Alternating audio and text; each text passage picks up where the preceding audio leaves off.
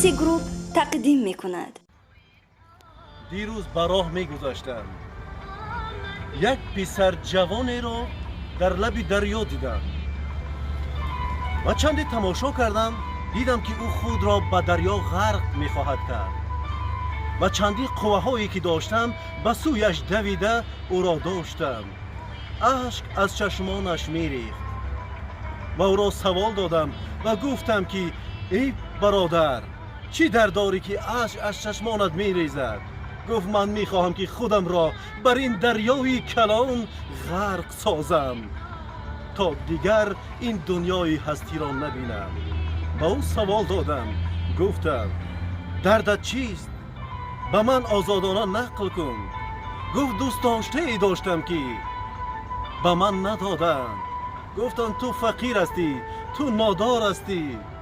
او را به شوهر دادم و امروز که روزی عیدی عاشقان است، تمامی دوستانم را با دوست داشتهشان میبینم.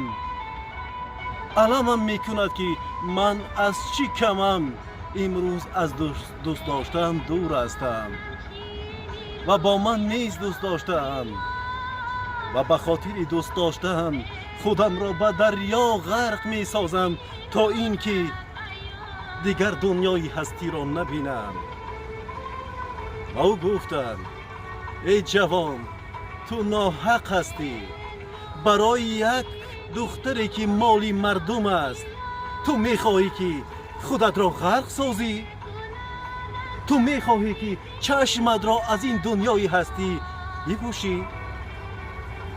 تو خیلی جوان هستی و فهمیش دنیای هستی نداری و فکر آن کسانی که مادران را از دست دادند و روزی عید مادران مادر ندارند، فکر آنها را نمیخواهی کرد.